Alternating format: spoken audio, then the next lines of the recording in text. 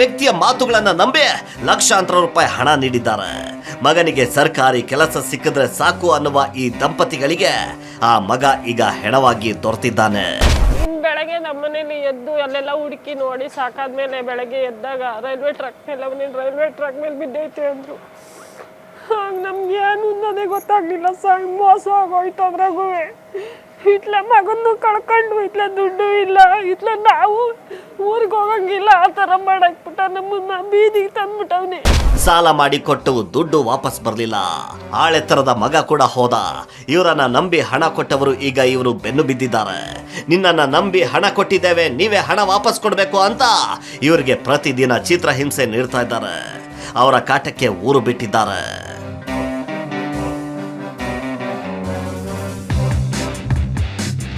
ಊರು ಬಿಟ್ಟ ಇವರು ಎಲ್ಲಿ ಬದುಕಬೇಕು ಅಂತಾನೂ ಗೊತ್ತಿಲ್ಲ. ಇಂತಹ ಸಂಕಷ್ಟದಲ್ಲಿ ಈ ಕುಟುಂಬವಿದೆ.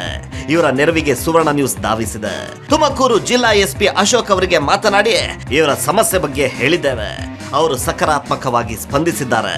ಇವನು ಇಂತಹ ಅನೇಕ ಮಂದಿಗೆ ಮೋಸ ಮಾಡಿರೋನ ಬಗ್ಗೆಯೂ ಹೇಳ್ತೀವಿ.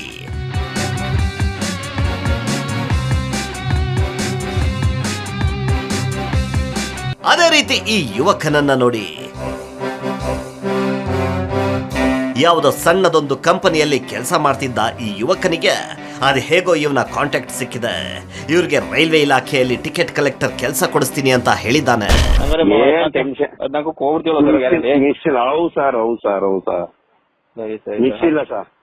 ಮಿಸ್ ಇಲ್ಲ ಸರ್, ಬಿಡಿ ಸರ್, ಟೆನ್ಷನ್ ಮಾಡ್ಕೊಳಕ್ ಹೋಗ್ಬಿಡಿ. ಅವತ್ ಬರ್ತೀರಲ್ವ ಸರ್ ನೀವು ಸೋಮವಾರ? ನಾನ್ ಬರ್ತೀನಿ ಸರ್. ನೀವು ಬರ್ತಾರೆ ನಾವೇ ಹೋಗಿ ನಾವು ಆಗಲ್ಲ. ಹೌದು, ನಾನ್ ಬರ್ತೀನಿ ಸರ್. ನಾಲ್ಕಾರು ಹೊತ್ಕೊಂಡು ಹೋಗಂಗಿದ್ರಿ ಇಷ್ಟಿನ ತಗೋಬೇಕಾಗಿರಲಿಲ್ಲ. ಅದು ಗೊತ್ತು ಸರ್. ಅದೇ ಧೈರ್ಯ ಮೇಲೆ ಇದೆ ಸರ್ ನಾನು ಅವ್ರು ಏನೇ ರೈಲ್ವೆ ಡಿಪಾರ್ಟ್ಮೆಂಟ್ ಆಗಿ ಆಟ ಆಡ್ಲಿ, ಮಾರ್ಚ್ ಎಂಡ್ ಒಳಗೆ ಡ್ಯೂಟಿ ಕೊಟ್ಟು ಟ್ರೈನಿಂಗ್ ಎಲ್ಲ ಮುಗ್ದಿರ್ಬೇಕು. ಆತರ ಮ್ಯಾಗಿಂದ ಬಂದಿರೋದೀಗ. ಅದೇ ಸರ್. ಸರಿನಾ? ಸರಿ ಸರ್.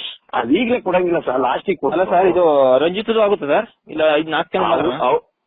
ಇಲ್ಲ ಸರ್, ರಂಜಿತ್ ಆಗುತ್ತೆ. ಆಗಿದೆಯಾ? ಹಂಗಾರೆ ಎಲ್ಲ ನಾವು ಹೋಗ್ತಿರೋದು? ಹೌದು ಸರ್, ಯಾರು ನಿಲ್ಲಲ್ಲ ಸರ್, ಎಲ್ಲಾ ಹೋಗ್ತೀರ ಸರ್. ಏನ್ ಪ್ರಾಬ್ಲಮ್ ಇಲ್ಲ ಸರ್. ರಾಕೇಶ್ ಸರ್, ಆರಾಮಾಗಿರಿ. ಏನಂದ್ರೆ ಲೇಟ್ ಆಯ್ತಷ್ಟೇ. ನಿಮ್ಗೆ ಕೆಲಸ ಅಂತೂ ಗ್ಯಾರಂಟಿ, ಕೆಲಸ ಗ್ಯಾರಂಟಿ. ಸರಿನಾ? ಸರಿ. ಹಂತ ಹಂತವಾಗಿ ಇವರಿಂದಲೂ 8 ಲಕ್ಷ ರೂಪಾಯಿ ಹಣ ಕಿತ್ತಿದ್ದಾನೆ. ರೈಲ್ವೆ ಇಲಾಖೆಯ ಒಂದು ಆಫರ್ ಲೆಟರ್ ಅನ್ನ ಕೊಟ್ಟಿದ್ದಾನೆ. ಟಿಕೆಟ್ ಕಲೆಕ್ಟರ್ ಕೆಲಸ ಅಂತ ಹೇಳಿದ್ದ ಇವನು ಈ ಹುಡುಗನಿಗೆ ಜೂನಿಯರ್ ಎಂಜಿನಿಯರ್ ಪೋಸ್ಟ್ ಕೊಡಿಸಿದ್ದೇನೆ ಅಂತ ಹೇಳಿ ಒಂದು ಆಫರ್ ಲೆಟರ್ ಅನ್ನ ಕೊಟ್ಟಿದ್ದಾನೆ. ಆ ಲೆಟ್ರು ಕೊಟ್ಟಿದ್ದಾರೆ. ಲೆಟ್ರು ಕೊಟ್ಟಿದ್ಮೇಲೆ ನಮಗೆ ಡೇಟು ಇವತ್ತು ನಾಳೆ ಅಂತ ಡೇಟ್ ಇತ್ತಲ್ಲ, ನಾವು ಡೇಟ್ಗೂ ವೆಯ್ಟ್ ಮಾಡೋದು. ಆ ಡೇಟ್ಗೆ ಅವ್ರು ಕರ್ಕೊಂಡು ಹೋಗಲಿಲ್ಲ. ನಮ್ಗೆ ಸ್ವಲ್ಪ ಡೌಟ್ ಬಂತು. ಏಕೆಂದರೆ ಗೌರ್ಮೆಂಟ್ ಕೆಲಸಗಳು ಆಲ್ಮೋಸ್ಟ್ ಈ ಥರ ಆಗಲ್ಲ, ಆದ್ರೂ ಲೇಟ್ ಆಗ್ತಿದೆಯಲ್ಲ ಅಂತ ಡೌಟ್ ಬಂತು. ಆವಾಗ ಸ್ವಲ್ಪ ನಾವು ಜಾಸ್ತಿ ಪ್ರೆಸರ್ ಆಗ್ತವ್ರಿಗೆ, ಏನು ಯಾಕೆ ಇನ್ನೂ ಕರ್ಕೊಂಡೋಗಿಲ್ಲ ಅಂತ. ಅದಕ್ಕೆ ಅವ್ರು ಕರ್ಕೊಂಡು ಹೋಗ್ತೀನಿ ಇರ್ರಿ ಅಂತ ಸ್ವಲ್ಪ ಹಂಗೆ ತಳ್ಳಿ ಹಾಕಿದ್ರು. ನಾವು ವೆಯ್ಟ್ ಮಾಡೋವರೆಗೂ ವೆಯ್ಟ್ ಮಾಡ್ದೋ. ಆಮೇಲೆ ನಾವು ಬೇಡ, ನಮ್ಗೆ ದುಡ್ಡು ಕೊಟ್ಬಿಡಿ, ಕೆಲಸನೂ ಮಾಡಿಸ್ತಿಲ್ಲ, ನೀವು ದುಡ್ಡು ಕೊಡ್ತಿಲ್ಲ, ಕೊಟ್ಬಿಡಿ ದುಡ್ಡು ನಮ್ಮದು ಅಂತ ಕೇಳ್ದೋ.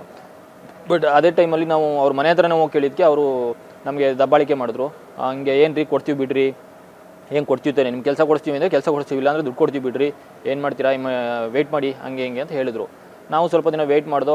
ಫೋನ್ ಮಾಡಿದ್ರು ಸ್ವಿಚ್ ಆಫ್. ಇವನೊಬ್ಬ ಡೋಂಗಿ ಅನ್ನೋದು ಈ ಹುಡುಗನಿಗೆ ಗೊತ್ತಾಗೋ ಹೊತ್ತಿಗೆ ಕಾಲ ಮೀರಿ ಹೋಗಿತ್ತು. ಈ ಯುವಕನಂತೆಯೇ ಮತ್ತಷ್ಟು ಮಂದಿಗೂ ವಂಚನೆ ಮಾಡಿದ್ದಾನೆ. ಈ ವಂಚನೆಯ ಜಾಲವನ್ನ ನಾವು ಭೇದಿಸಿದ್ದೇವೆ.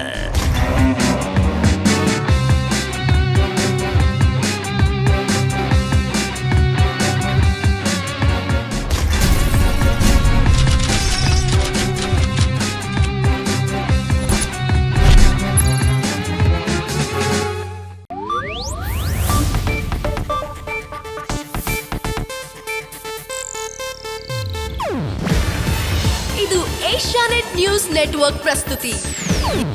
ನೀವು ನೋಡ್ತಿದ್ದೀರಾ ಏಷ್ಯಾನೆಟ್ ಸುವರ್ಣ ನ್ಯೂಸ್.